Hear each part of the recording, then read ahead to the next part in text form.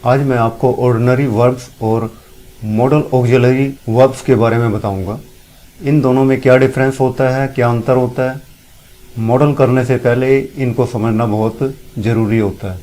Ordinary verb या जिसे हम सामान्य वर्ब भी बोलते हैं, आम वर्ब भी बोलते हैं, जैसे इसमें प्ले दिया हुआ है, PLAY प्ले, ये एक साधारण वर्ब है, ऑर्डिनरी वर्ब है।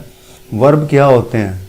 ए verb is a word that tells something about a person.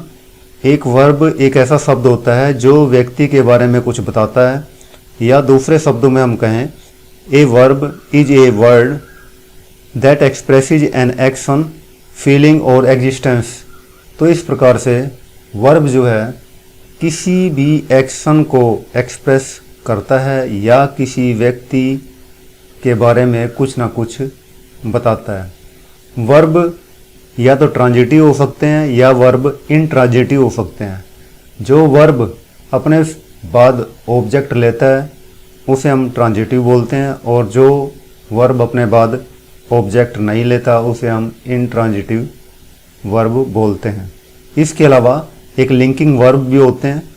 Linking verb वो वर्ब होते हैं जो अपने मीनिंग को पूरा करने के लिए किसी दूसरे शब्द पर डिपेंडेंट होते हैं। इन्हें ज़रूरत पड़ती है अपने अर्थ को पूरा करने के लिए किसी कंप्लीमेंट की, किसी दूसरे शब्द की, तो वो लिंकिंग वर्ब कहलाते हैं। परंतु आज हम यहाँ पर ऑर्डिनरी वर्ब और मॉडल ऑक्सिलरी वर्ब्स के बारे में पढ़ेंगे। उनमें क्या अंतर होता है इसके बारे में हम समझेंगे।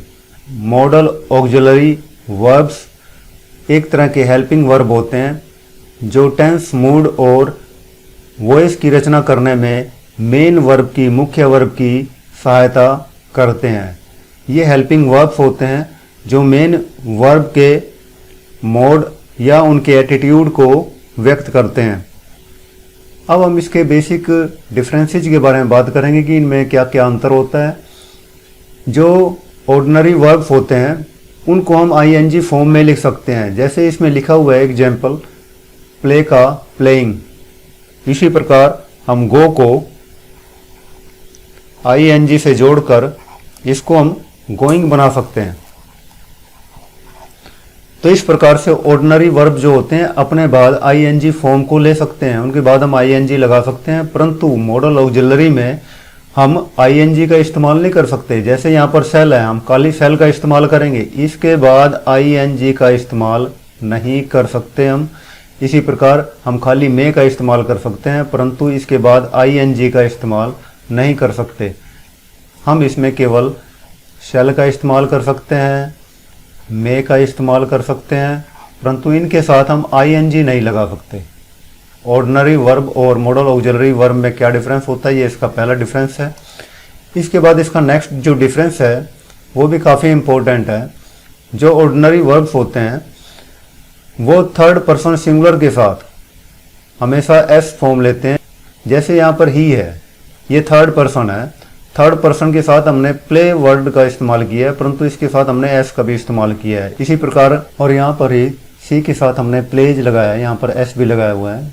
ऐसा हम इसलिए करते हैं क्योंकि इसका सब्जेक्ट सिंगुलर है, तो इसका वर्ब भी हम सिंगुलर बनाते हैं। सिंगुलर बनाने के लिए हम इसमें S या ES का इस्तेमाल करते हैं, तो हमने यहाँ पर S का इस्तेमाल किया है। जो ऑर्डिनरी वर्ब होते हैं उसमें थर्ड पर्सन सिंगुलर के साथ हम वर्ब में S या ES लगाते हैं, परंतु मॉडल ऑक्सिलरी वर्ब में सब्जेक्ट के नंबर, पर्सन या जेंडर का वर्ब के ऊपर कोई भी प्रभाव नहीं पड़ता। जैसे यहाँ पर सेंटेंस दिया हुआ है ही में, इसके साथ हमने S लगाया हुआ है जो गलत है, इसमें हम S नहीं लगा सकते। इसी प्रकार इसके अंदर हम S नहीं लगा सकते, तो ये दोनों ही गलत हैं। ही में का इस्तेमाल कर सकते हैं या सी में का इस्तेमाल कर सकते हैं हम, या सी मस्ट का इस्तेमाल कर सकते हैं। तो ही में, सी में, इसमें हम मॉडल को सिंगुलर बनाने के लिए एस का इस्तेमाल नहीं कर सकते, जबकि ऑर्डिनरी वर्ब में हम इसका इस्तेमाल कर सकते हैं। तो इस प्रकार से ये इसका सेकंड फीचर था। इसका थर्ड जो फीचर है ऑर्डिनरी वर्ब का वो ये है कि इनको हम अकेले भी लिख सकते हैं। जैसे आई प्ले अ मैच, इसमें आई के साथ हमने मेन वर्ब का इस्तेमाल किया है, प्ले का इस्तेमाल किया है, परंतु इनके अंदर मॉडल्स को ज़रूरत पड़ती है मेन वर्ब की। ये कभी भी अकेले नहीं आते बल्कि मेन वर्ब के साथ आते हैं। तो इस प्रकार से मॉडल ऑक्सिलरी और ऑर्डिनरी वर्ब में ये भी एक डिफरेंस होता है। इसका फोर्थ डिफरेंस होता है कि जो मेन वर्ब होते हैं इनको हम इनफाइनाइट फॉर्म में लिख सकते हैं, यानी कि उनके आगे हम टू लगा सकते हैं मेन वर्ब के आगे, परंतु इसमें हम मॉडल के सामने टू का इस्तेमाल नहीं कर सकते। मॉडल कभी भी टू इन्फिनेटिव के साथ नहीं आता, इसके साथ हम टू का इस्तेमाल नहीं कर सकते, बल्कि इसे हम खाली लिखते हैं, अकेला लिखते हैं, मे और कैन के रूप में इस्तेमाल करते हैं इसको। इसकी पांचवी प्रॉपर्टी ये है कि ऑर्डिनरी वर्ब की थर्ड फॉर्म होती है, यानी कि फर्स्ट फॉर्म भी होती है इसकी, सेकंड फॉर्म भी होती है इसकी और थर्ड फॉर्म भी होती है इसकी। यानी कि ऑर्डिनरी वर्ब की तीनों वर्ब की फॉर्म हो सकती हैं। फर्स्ट फॉर्म जिसे हम प्रेजेंट टेंस बोलते हैं, सेकंड फॉर्म जिसे हम पास्ट टेंस बोलते हैं और थर्ड फॉर्म जिसे हम पास्ट पार्टिसिपल बोलते हैं। ये वाली जो फॉर्म है, थर्ड फॉर्म पास्ट पार्टिसिपल वाली जो फॉर्म होती है, ये मॉडल ऑक्सिलरी वर्ब में नहीं पाई जाती, यानी कि इसमें किसी ईडी का प्रयोग नहीं हो सकता। ये या तो में हम इसको लिख सकते हैं या हम इसको माइट लिख सकते हैं। तो इसकी दो ही फॉर्म होती है, तीसरी फॉर्म जो होती है इसकी नहीं होती और इनके साथ कभी भी ईडी का इस्तेमाल नहीं होता, परंतु इसके अंदर ऑर्डिनरी वर्ब में हम ईडी का इस्तेमाल कर सकते हैं।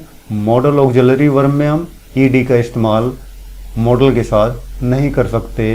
ये भी इसका एक डिफरेंस है। यहाँ पर एग्जाम्पल दिए हुए हैं, देखिए ये ऑर्डिनरी वर्ब का एग्जाम्पल है और ये जो है हमारे मॉडल वर्ब का एग्जाम्पल है। पहला एग्जाम्पल है I am playing a match. यहाँ पर आप देख रहे हो ये मेन वर्ब है, मेन वर्ब के साथ यहाँ पर आईएनजी का इस्तेमाल हुआ है, यानी कि ऑर्डिनरी वर्ब में हम मेन वर्ब के साथ आईएनजी का इस्तेमाल कर सकते हैं, परंतु मॉडल ऑक्सिलरी वर्ब में हम केवल मॉडल का इस्तेमाल करेंगे, उसके साथ हम आईएनजी का इस्तेमाल नहीं कर सकते। ये यहाँ पर हेल्पिंग वर्ब के रूप में इस्तेमाल हो रहा है, जबकि इसका मेन वर्ब जो है ये वर्बल फ्रेज है, विल यहाँ पर मेन वर्ब की हेल्पिंग वर्ब के रूप में इस्तेमाल हुआ है। नेक्स्ट इसमें एग्जांपल दिया हुआ है ही प्लेज अ मैच। आप देख सकते हैं ये थर्ड पर्सन सिंगुलर है, सब्जेक्ट यहाँ थर्ड पर्सन सिंगुलर है और ये मेन वर्ब है और इसके साथ हमने एस का इस्तेमाल किया हुआ है। अगर सब्जेक्ट थर्ड पर्सन सिंगुलर हो तो हम हमेशा मेन वर्ब के साथ एस या ई एस का इस्तेमाल करते हैं, तो यहाँ पर हमने एस का इस्तेमाल किया है इसको सिंगुलर बनाने के लिए।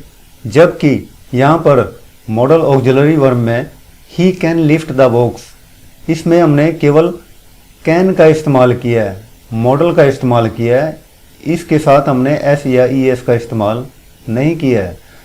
तो इस प्रकार हम कह सकते हैं कि मॉडल ऑक्सिलरी पर सब्जेक्ट के पर्सन का कोई प्रभाव नहीं पड़ता, परंतु अगर हम यहाँ पर आई लिख दें ऑर्डिनरी वर्ब में तो आई के साथ हम प्ले का इस्तेमाल करेंगे, यहाँ पर इसका एस हट जाएगा।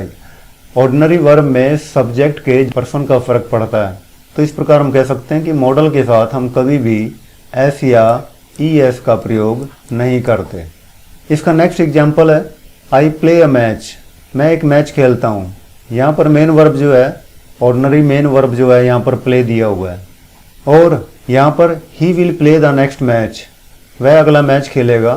तो यहाँ पर विल के साथ मेन वर्ब का इस्तेमाल हुआ है, यानी कि विल यहाँ पर एक हेल्पिंग वर्ब के रूप में इस्तेमाल हुआ है और उसके साथ ये मेन वर्ब भी आया है, यानी कि विल कभी भी अकेला नहीं आता, मॉडल कभी भी अकेला नहीं आता, वो अपने साथ मेन वर्ब को हमेशा रखता है, जबकि ऑर्डिनरी वर्ब अकेला भी आ सकता है।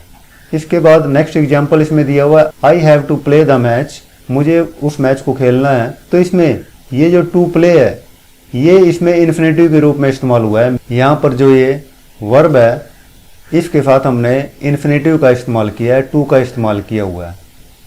I have to play the match, ये एक इन्फिनेटिव है क्योंकि इसके ऊपर सब्जेक्ट के नंबर, पर्सन या जेंडर का कोई प्रभाव नहीं पड़ता, ये उससे मुक्त है। जबकि ये जो हैव है ये एक फाइनाइट वर्ब है, आई के साथ हम हमेशा हैव लगाते हैं, जबकि ही के साथ हम यहाँ पर हैज लगाते हैं। तो ये एक फाइनाइट वर्ब है क्योंकि इसके ऊपर सब्जेक्ट के नंबर और पर्सन का प्रभाव पड़ता है, जबकि इन्फिनेटिव पर सब्जेक्ट के नंबर और पर्सन का कोई प्रभाव नहीं पड़ता। तो इस प्रकार ऑर्डिनरी वर्ब को हम इन्फिनेटिव के रूप में इस्तेमाल कर सकते हैं, उसके आगे हम टू लगा सकते हैं। परंतु यहाँ पर I will have to do it, मुझे इसे करना ही होगा। तो देखिए इसमें जो ऑर्डिनरी वर्ब है उसके साथ तो हमने टू का इस्तेमाल किया है, परंतु मॉडल ऑक्सिलरी वर्ब के साथ हम यहाँ पर टू का इस्तेमाल नहीं कर सकते, ये ध्यान रखना है, ये विदाउट टू आता है। इसके बाद देखिए इसका फिफ्थ जो एग्जाम्पल है, I had played a match, मैं एक मैच खेल चुका था।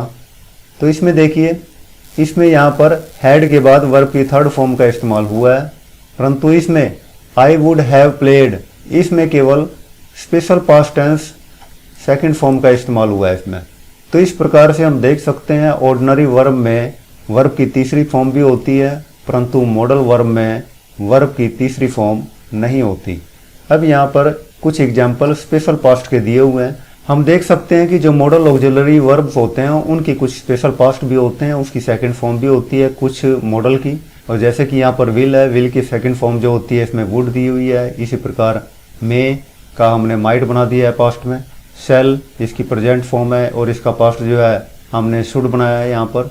कैन का कुड हो सकता है।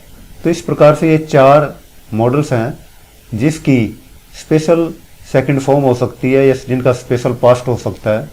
इसके आगे नेक्स्ट देखिए, इसमें दूसरे जो इसके मॉडल वर्ब हैं must, dare not, need not, ought to, इनका कोई भी स्पेशल पास्ट फॉर्म नहीं होती। मस्ट की कोई पास्ट फॉर्म नहीं होती। डेयर नॉट अगर मॉडल के रूप में इस्तेमाल है तो इसकी पास्ट फॉर्म नहीं होती। नीड नॉट अगर मॉडल के रूप में इस्तेमाल हो रहा है तो इसकी पास्ट फॉर्म नहीं है। इसी प्रकार ऑड टू की कोई पास्ट फॉर्म नहीं होती।